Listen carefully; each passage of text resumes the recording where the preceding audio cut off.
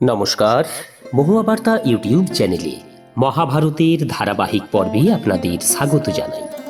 আজকের পর্ব যুধিষ্ঠিরের যুবরাজপদ, তার প্রভাব বৃদ্ধিতে ধৃতরাষ্ট্রের উদ্বেগ এবং কণিকের কূটনীতি। চ্যানেলে যারা নতুন তাদের অনুরোধ জানাবো চ্যানেলটি সাবস্ক্রাইব করে মহাভারতের ধারাবাহিক পর্বগুলি শ্রবণ করুন। আসুন আজকের পর্ব শুরু করি। যুধিষ্ঠিরের যুবরাজপদ এবং তার প্রভাব বৃদ্ধিতে ধৃতরাষ্ট্রের উদ্বেগ এবং কণিকের কূটনীতি। বৈশম্পায়ন বললেন, জন্মেজয়, দ্রুপদকে পরাজিত করার 1 বছর পরে রাজা ধৃতরাষ্ট্র পাণ্ডুপুত্র যুধিষ্ঠিরকে যুবরাজ পদে অভিষিক্ত করেন। যুধিষ্ঠিরের ধৈর্য, স্থৈর্য, সহিষ্ণুতা, দয়া, নম্রতা, অবিচল ভালোবাসা ইত্যাদি নানা প্রকার গুণ ছিল। প্রজারা সকলেই তাকে অত্যন্ত ভালোবাসত। তারা চাইত যুধিষ্ঠির যুবরাজ হন। যুবরাজ হওয়ার অল্প দিনের মধ্যেই ধর্মরাজ যুধিষ্ঠির তার শীল, সদাচার এবং সদ্গুণ ও বিচারশীলতার এমন ছাপ ফেলেন যে প্রজারা তাদের উদার হৃদয় পিতাদেরও ভুলতে বসল। ভীম বলরামের কাছে খড়গ, গদা এবং রথের যুদ্ধ শিক্ষা করলেন। যুদ্ধে শিক্ষা লাভ করে তিনি ভাইদের কাছে ফিরে এলেন। কিছু বিশেষ অস্ত্রশস্ত্র চালানোতে তীক্ষ্ণতা এবং ক্ষিপ্রতায় সেই সময় অর্জুনের সমকক্ষ কেউ ছিল না।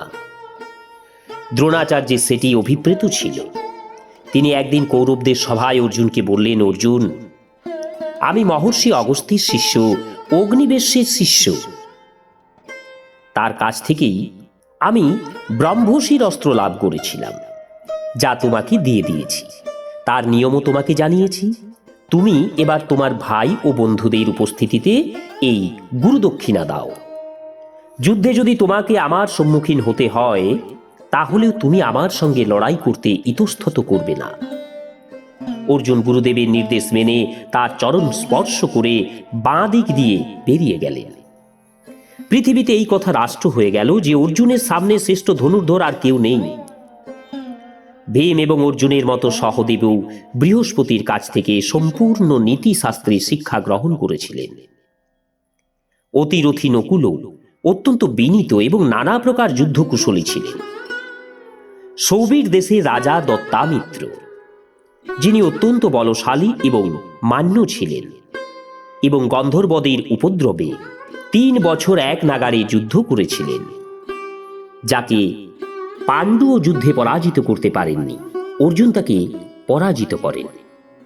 পরে ভীমের সাহায্যে পূর্ব দিকে এবং কারো সাহায্য ছাড়াই একক প্রচেষ্টায় দক্ষিণ দিক বিজয় করেন। অন্যান্য দেশের ধন সম্পদ কৌরব রাজ্যের অর্থ ভাণ্ডার বৃদ্ধি ঘটায়। রাজ্যও বৃদ্ধি পেতে থাকে।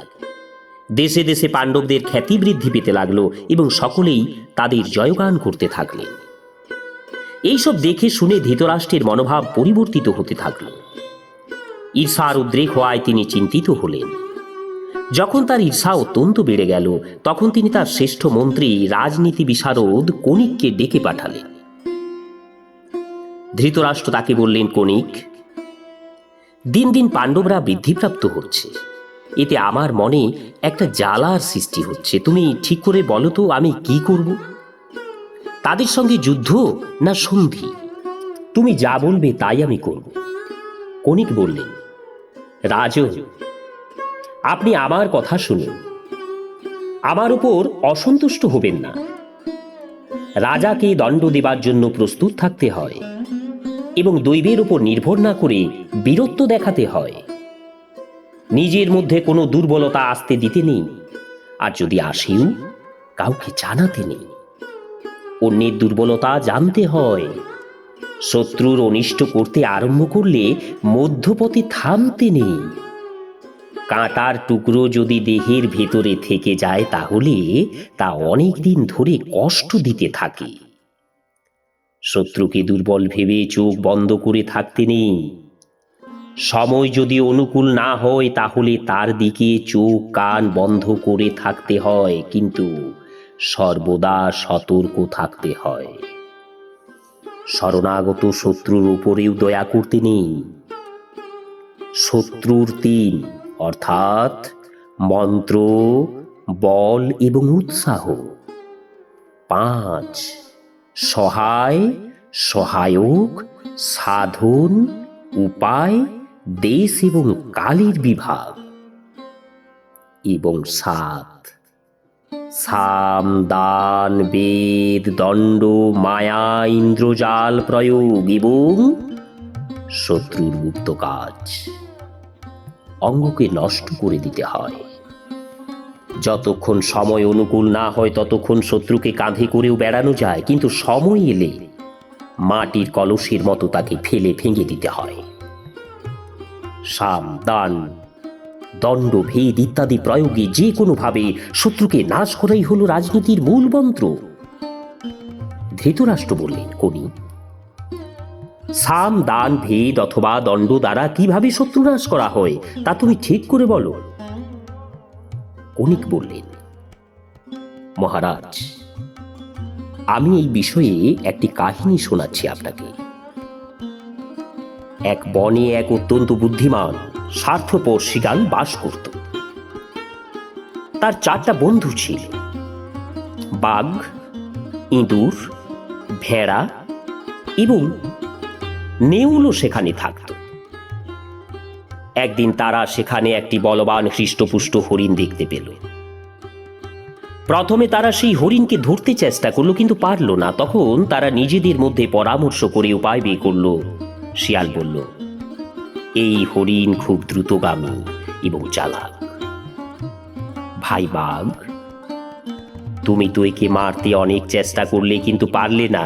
এখন এমন কোনো উপায় বার করো যাতে ও যখন ঘুমোবে সেই সময় ইঁদুর গিয়ে ওর পায়ে ক্ষত করে দেবে। তখন তাকে তুমি ধরে ফেলবে আর আমরা সকলে মজা করে খাবো। সকলে একত্রে তাই করল। হরিণ মারা গেল। খাওয়ার সময় শিয়াল বলল, যাও, তোমরা স্নান করে এসো, আমি ততক্ষণ এখানে আছি।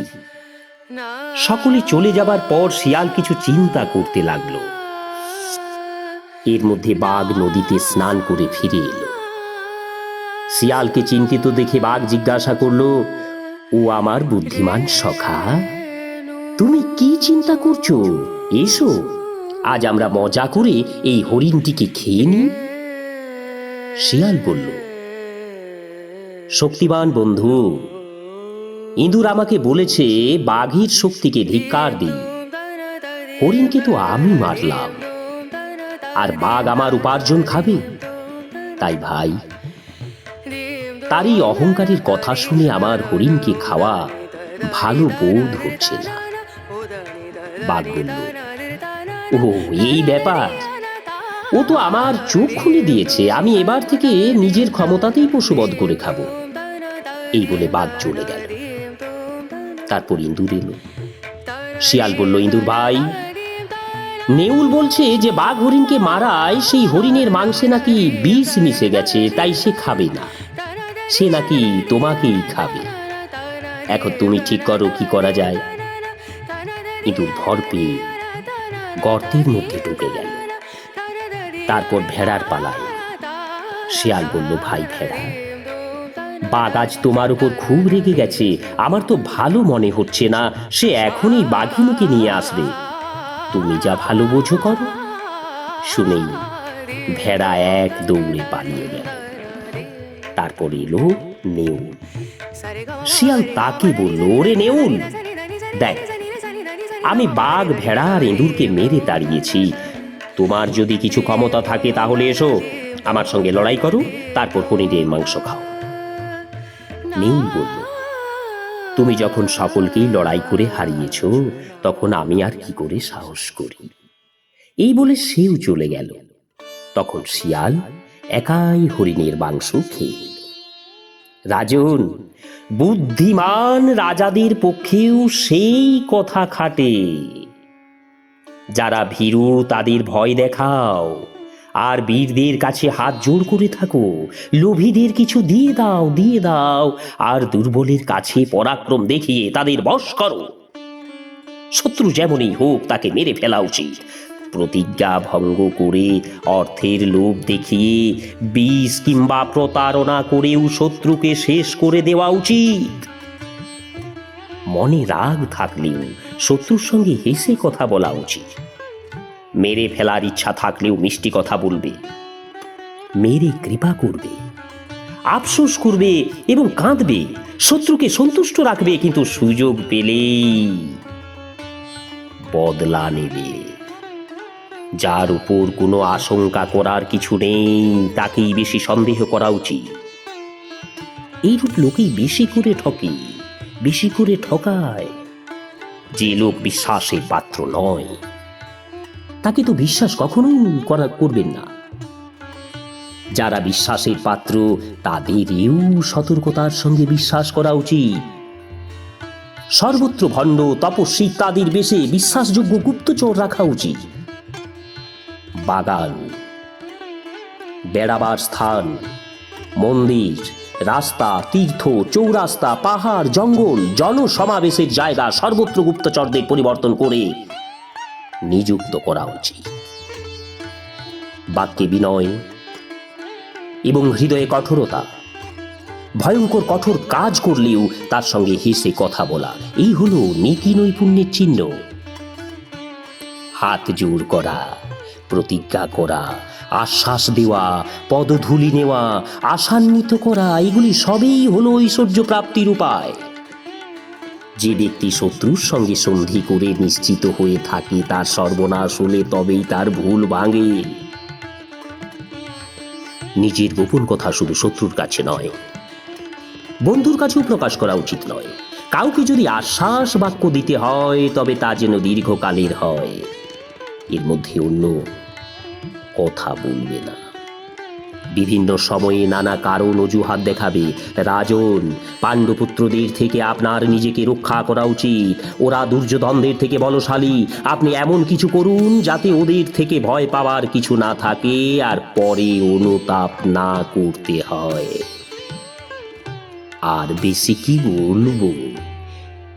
এই বলে কণিক ধৃতরাষ্ট্রের কাছ থেকে বিদায় নিলেন। ধৃতরাষ্ট্র চিন্তামগ্ন হয়ে বসে রইলেন।